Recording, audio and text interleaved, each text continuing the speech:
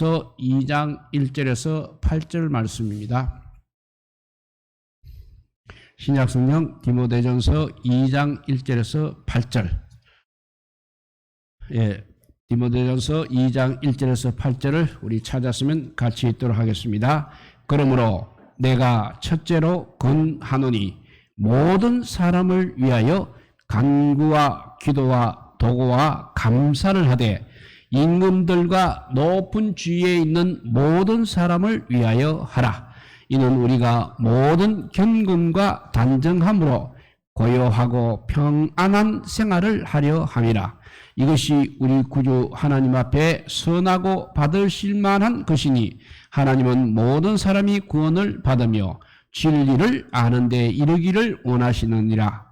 하나님은 한 분이시요 또 하나님과 사람 사이의 중보자도 한 분이시니 곧 사람이신 그리스도 예수라.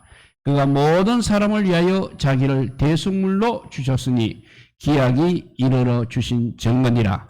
이를 위하여 내가 전파하는 자와 사도로 세움을 입은 것은 참말이요 거짓말이 아니니 믿음과 진리 안에서 내가 이방인의 스승이 되었노라. 그러므로 각처에서 남자들이 분노와 다툼이 없이 거룩한 손을 들어 기도하기를 원하노라. 아멘. 오늘 본문은 디모데전서에서 가르치기는 하나의 중요한 부분, 즉 교회의 임무와 그리고 질서를 다루고 있는 부분의 시작이 되겠습니다. 교회의 첫 번째 기본적인 임무는 무엇이냐면 기도의 업무인 것입니다.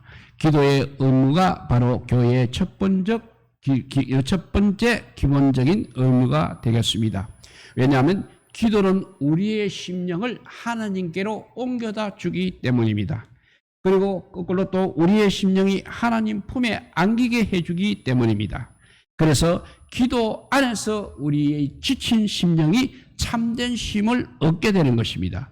상처받은 심령이 위로를 받게 되는 것입니다. 인생의 무거운 짐을 짊어지고 있는 심령들이 그 짐을 내려놓게 되는 것입니다.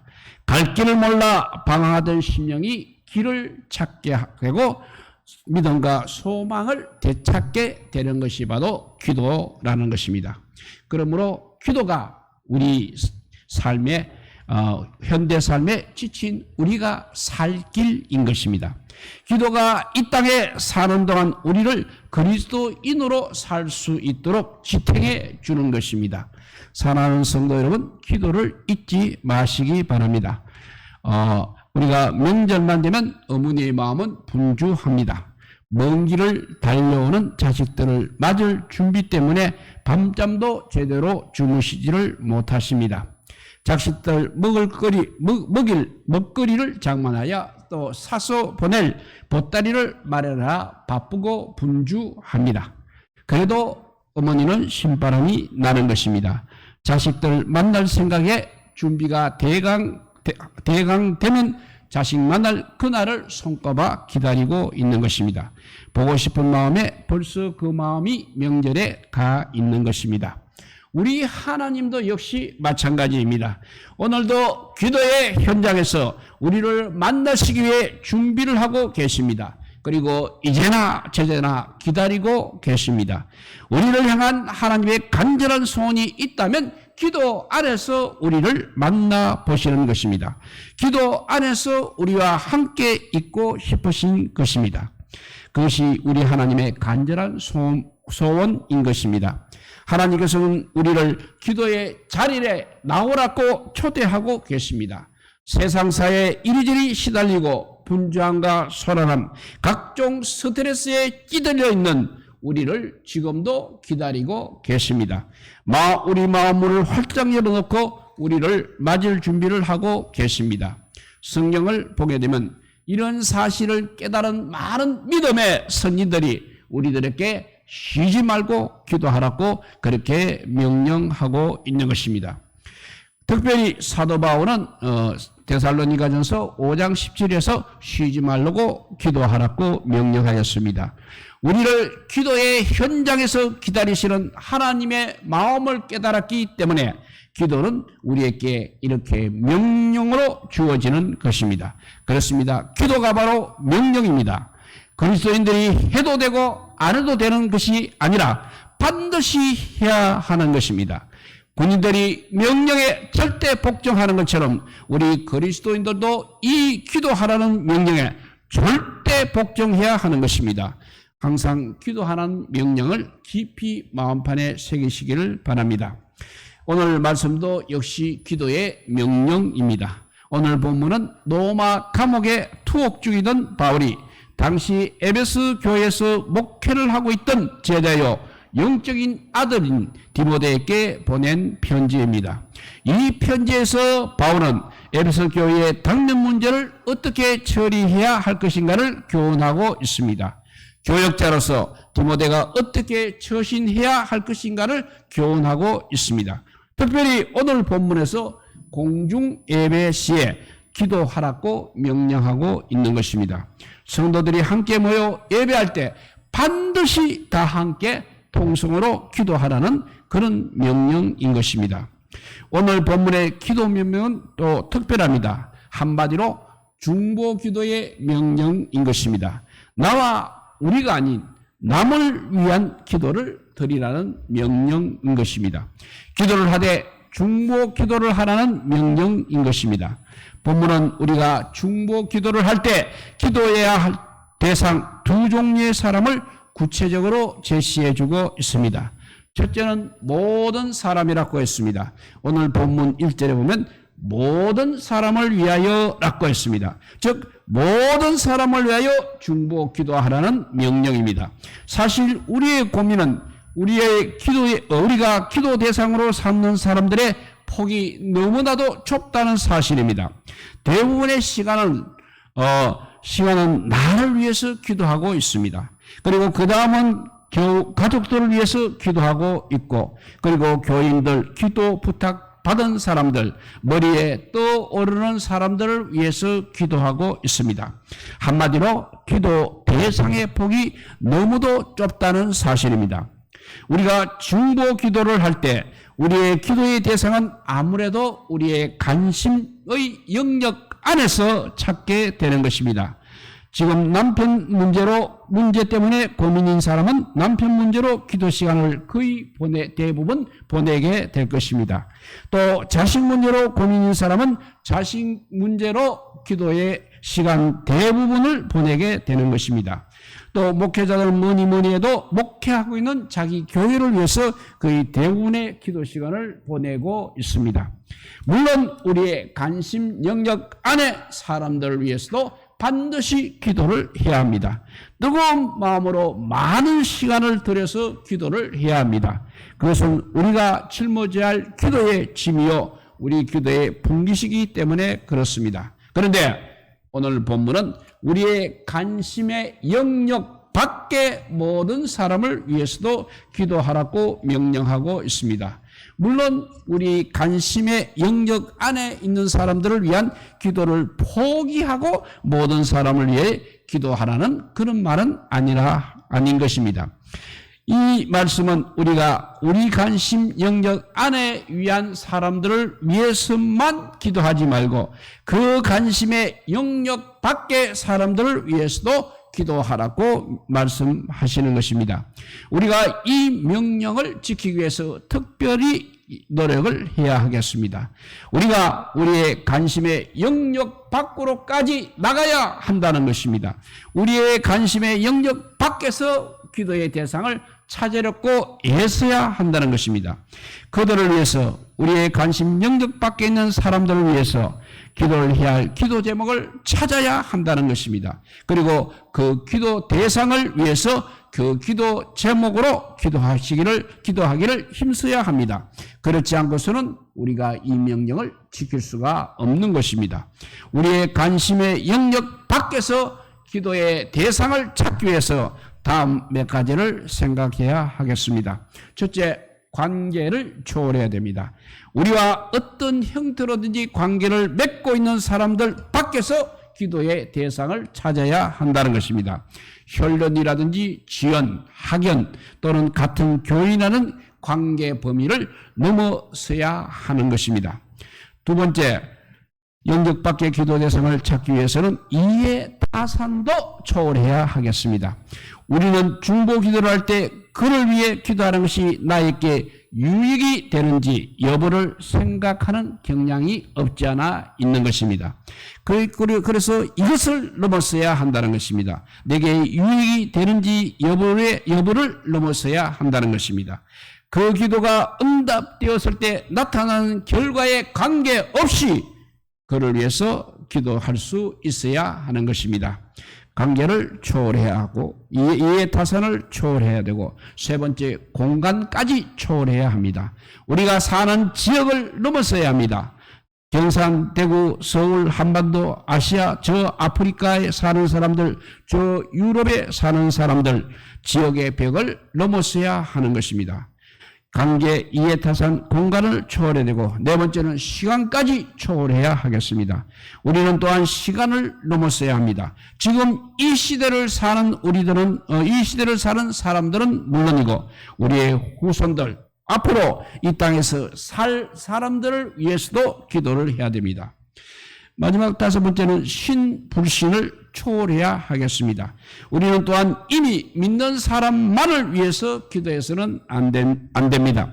아직 믿지 아니하는 사람, 아니 앞으로도 믿지 않을 사람들, 그들을 위해서도 기도해야 하는 것입니다.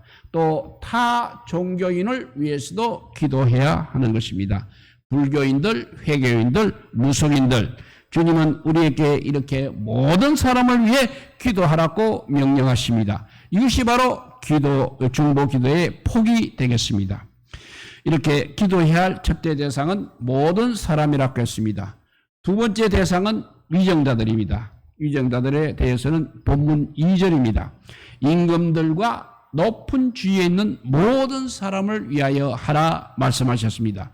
그런데 여기 주목해야 할 사실이 있습니다.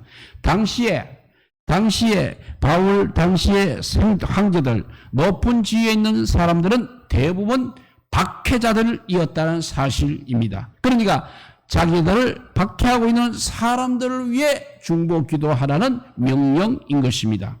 기독교가 본격적으로 로마 세계로 확산되기 시작했을 무렵부터 약 250년간 로마 정부는 그야말로 철저하게 기독교를 박해했습니다. 그 사이에 10번의 대박해 사건이 일어났습니다. 그래서 로마에 처참하게 순교의 피가 뿌려졌습니다. 이런 상황 속에서도 그리스도인들은 모여서 예배를 드릴 때마다 황제를 위해서, 위정자를 위해서 간절히 기도했다는 것입니다.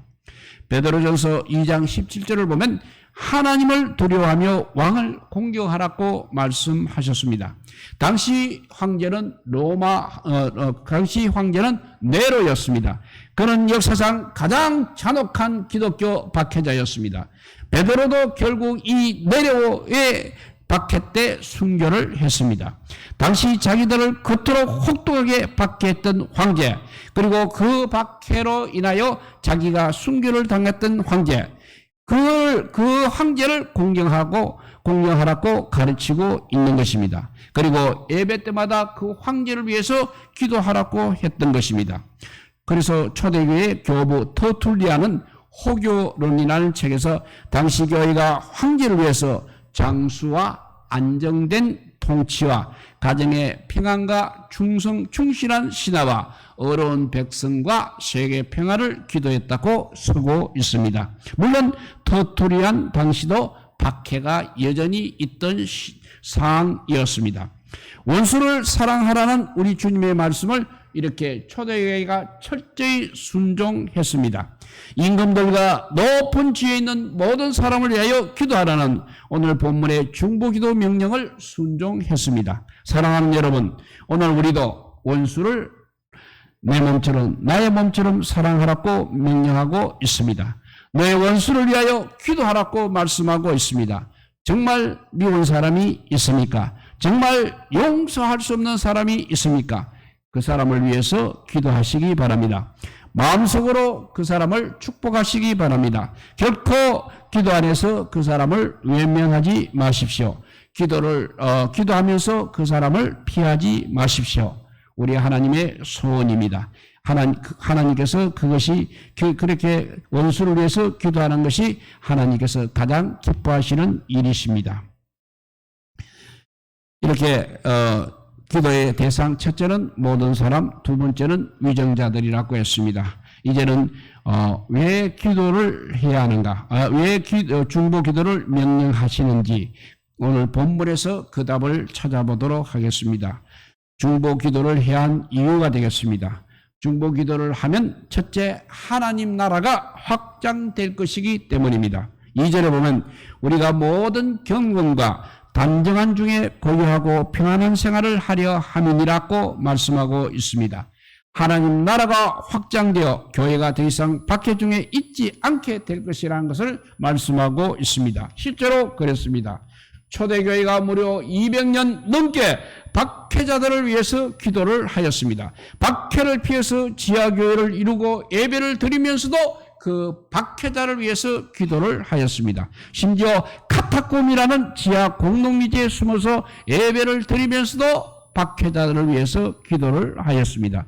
그러나 그 주 313년 드디어 황제 콘스탄틴이 밀란에서 칙령을 반포하였습니다. 기독교를 공인한 것입니다. 교회가 드디어 지상으로 올라올 수 있었습니다. 더 나아가 로마의 국교까지 되었던 것입니다. 교회는 이렇게 원수가 망하도록 기도하지 않는다는 것입니다. 그 원수가 잘 되도록 기도했다는 것입니다. 그 원수가 하나님의 축복을 받도록 기도했다는 것입니다. 그걸로 그 원수들이 이제는 그리스도인이 되어서 교회를 보호하고 교회가 부흥하도록 앞장서서 돕는 사람이 되었습니다. 그렇습니다. 중보기도는 이렇게 위대한 힘이 있는 것입니다. 원수도 변화를 시키는 것입니다. 하나님 나라가 널리 확장되는 가장 우선적인 도구가 바로 기독교이기 때문에 그렇게 중보기도를 명령하셨습니다. 중보기도의 첫째 이유, 하나님 나라가 확장될 것이기 때문이라고 했습니다. 두 번째는 우리 하나님의 소원이시기 때문입니다. 4절을 보게 되면 하나님은 모든 사람이 구원을 받으며 진리를 아는데 이르기를 원하시니라고 말씀했습니다. 하나님의 사랑은 보편적입니다. 차별이 없습니다. 조건도 없습니다. 제한도 없습니다. 그래서 요한복음 3장 16절에 보면 하나님이 세상을 이처럼 사랑하사 독생자를 주셨으니 이는 저를 믿는 자마다 멸망치 않고 영생을 얻게 하려 하심이라고 말씀하셨습니다. 독생자를 믿는 자는 누구든지라고 되어 있는 것입니다. 기독교가 편협하다고 욕을 먹고 있습니다. 그런데 우리 하나님은 누구든지 사랑하십니다. 그런데 오히려 교회가 사람을 차별하고 구별했기 때문에 역사상 그래 해왔기 때문에 편협받았고 욕을 먹고 있는 것입니다. 처음에는 유대인이 아닌 사람들이 차별을 당했습니다. 로마 시대는 신분 때문에 사람을 차별했습니다. 이제 근대 와서는 피부색 때문에 사람을 차별하고 있습니다. 오늘날 우리의 편협함 때문에 교회 안팎에서 이런 차별이 일어나고 있는 것입니다. 우리 하나님의 소원을 생각하시기 바랍니다. 우리 하나님께서는 우리의 편협한 생각을 뛰어넘어서 그 누구라도 구원받기를 원하고 계십니다. 우리가 중보 기도할 때 반드시 이 편협함을 극복해야 하는 것입니다. 하나님의 소원대로 모든 사람들을 위해서 기도해야 하는 것입니다. 중보기도하는 이유 첫째, 하나님 나라가 확장되기 때문이라고 했고, 두 번째는 하나님의 소원이기 때문이라고 말씀드렸고, 이제 세 번째는 주님께서 본을 보이셨기 때문입니다. 5절을 보겠습니다. 하나님과 사람 사이의 중보도 한 분이지 곧 사람이신 그리스도 예수라 말씀하셨습니다. 그리고 히브리서 7장 25절을 보게 되면 주님은 항상 살아서 중보 기도하시는 분이라고 말씀하고 있습니다. 또 요한복음 13장에서 17장을 보면 예수님께서 부활 승천하시면서 제자들에게 놀라운 변화가 일어난다고 말씀하셨습니다. 특별히 우리의 기도 생활에 변화가 일어날 것을 말씀하셨습니다. 이제 말씀을 정리하여 결론을 한번 맺어보고자 합니다. 이렇게 우리는 모든 사람을 위해서 첫째 기도해야 합니다. 단 한 사람도 생략하거나 죄에 대해서는 안 됩니다. 우리는 다음 같은 사람을 위해서 기도를 해야 됩니다. 귀천을 물어나고 교육받은 자나 받지 못한 자 모두를 위해서 기도해야 됩니다. 중요한 자나 그렇지 않은 자 모두를 위해서도 기도를 해야 됩니다. 빈부를 물어나고 지도자와 다른 사람들 모두를 위해서 기도해야 되고 노소를 불문해야 됩니다. 친구와 적을 물어나고 모든 사람을 위해서 우리는 기도해야 하는 것입니다. 그래서 기도의 종류를 오늘 말하고 있습니다. 첫째, 간구가 있습니다. 이것은 특별한 필요, 깊고도 절실한 필요에 초점을 두는 기도를 간구라고 말하고 있습니다.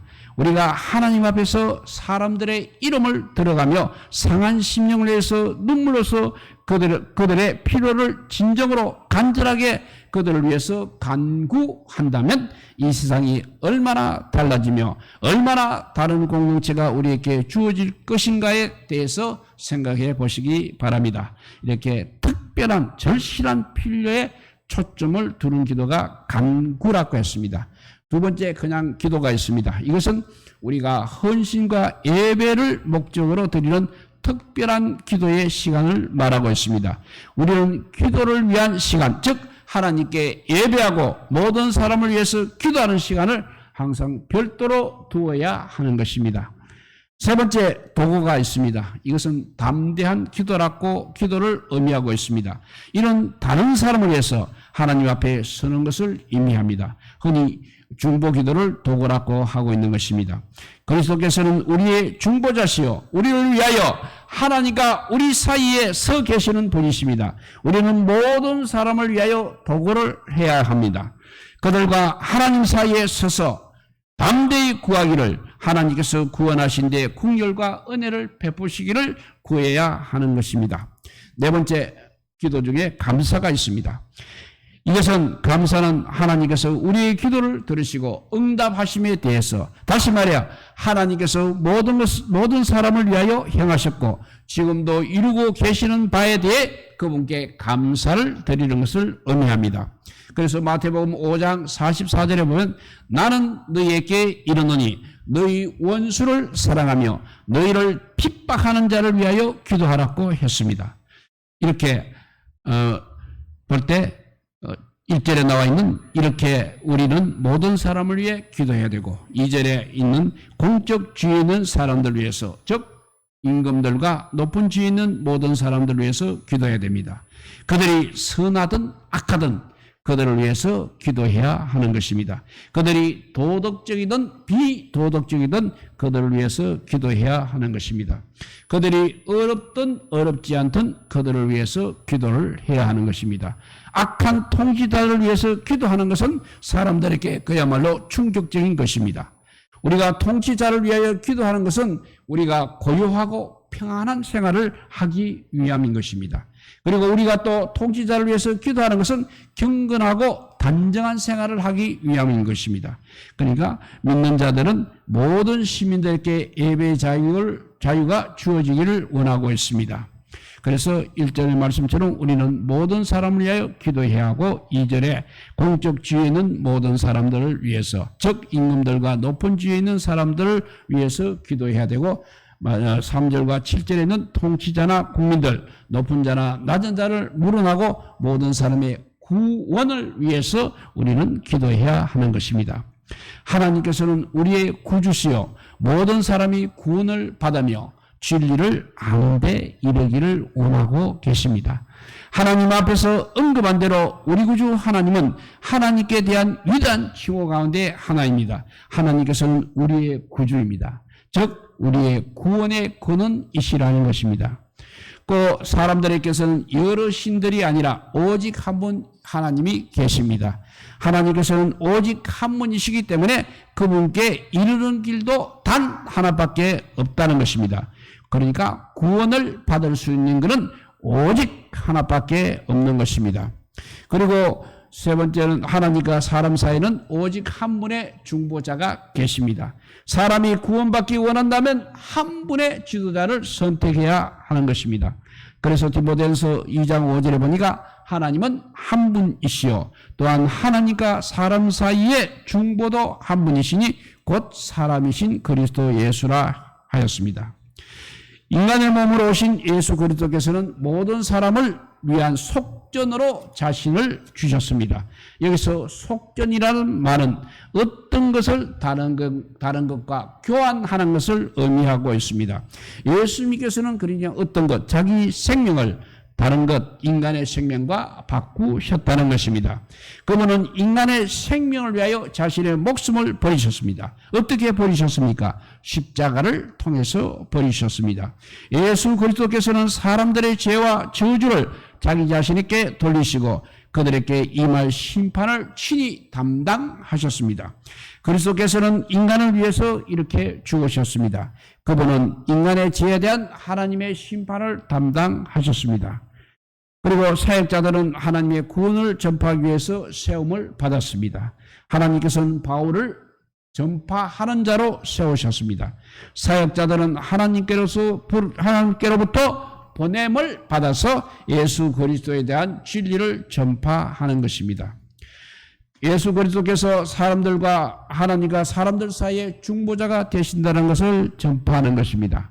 또 그리스도께서 모든 사람을 위하여 속전으로 자기 자신을 들이셨다는 사실을 전파해야 하는 것입니다. 그래서 하나님께서는 바울을 특별히 사도로 세우셨습니다. 이는 매우 특별한 증인으로서 매우 특별한 임무를 위해서 보냄을 받은 사람이라는 것입니다. 그리고 하나님께서는 바울을 스승으로 또 세우셨습니다. 이제 다시 한번 또 말씀을 정리하면 1절에 우리는 모든 사람을 위하여 기도해야 합니다. 두 번째 2절에는 공적 지위에 있는 사람들을 위해서, 즉 임금들과 높은 지위에 있는 사람들을 위해서 기도해야 됩니다. 세 번째 구원입니다. 통치자나 국민들, 높은 자나 낮은 자를 물러나고 모든 사람의 구원을 위해서 우리는 기도해야 하는 것입니다. 8절에 가보면 각처에서 바른 영적 자세로 기도해야 한다고 했습니다. 그래서 기도하는 사람은 거룩한 손을 들어 기도를 해야 합니다. 또 사람에 대해서 자신의 마음속에 분노의 감정을 품고 기도해서는 안 되는 것입니다. 그리고 의심 없이 기도해야 하는 것입니다. 우리가 의심하면서 그분께 구한다면 우리는 우리의 필요를 채워질 그분의 임재하심과 능력을 신뢰하지 않는 것입니다. 우리는 실제로는 하나님의 돌보심과 능력을 부정하는 것입니다. 우리는 사람들 가운데서 하나님의 이름에 큰 애를 가하고 있는 것입니다. 의심하면. 그러므로 우리는 기도할 때 무조건 하나님을 믿어야 하는 것입니다. 반신반의하는 것은 불신앙에 해당되는 것입니다. 오직 여호와 하나님 중심의 삶을 살아야 합니다. 예수님의 이름으로 하나님께 아뢰게 되면 응답받을 수 있다는 확신 속에서 우리는 신앙생활을 해야 하는 것입니다. 올바른 믿음 생활을 통해서 하나님 마음에 합한 자가 되어서 하나님의 이름을 영화롭게 하는 성도의 복된 삶이 되시기를 우리 주님의 이름으로 축복드립니다. 기도하겠습니다. 사랑의 하나님 감사합니다. 우리는 눈앞에 아버지여 나의 이해 타선을 아버지여 가지고만 기도했던 것을 이제는 아버지여 고백합니다. 용서하여 주시옵소서. 이제는 아버지여 믿음의 사람으로서 좀 더 영역이 넓어지게 하여 주시옵소서. 모든 사람을 위해서 기도하되 특별히 위정자들을 위해서 우리가 기도해야 되겠습니다. 그들이 여러 가지 아버지여 박해와 탄압을 하고 있지만 그래도 아버지여 그들을 위해서 기도할 때 끝내 기독교가 승리하고 아버지여 그 나라와 그 황제들이 주님 앞에 무릎을 꿇었던 역사적 사건이 우리에게 가르쳐주고 있습니다. 오늘날에도 마찬가지입니다. 정말 기독교를 얼마나 그동안 타담을 많이 했습니까? 여러 가지로 아버지와 알게 모르게 타담한 것이 얼마나 많습니까? 우리는 그들 위해서 기도해야 우리가 이길 수 있다는 것을 오늘 중보 기도를 통해서 우리가 배우게 하여 주심을 감사합니다. 특별히 구원을 위해서 우리가 기도하게 하여 주시옵소서. 죽어가는 생명을 아버지로 살리기 위한 기도가 우리의 기도가 되게 하여 주시고, 그래서 여러 가지 영적 자세로 기도를 해서 정말 하나님께서 응답하시는 기도가 우리의 기도가 되게 하여 주시기를 간절히 빌고 원하오며 우리 구주 예수 그리스도 이름으로 기도드리옵나이다. 아멘. 예.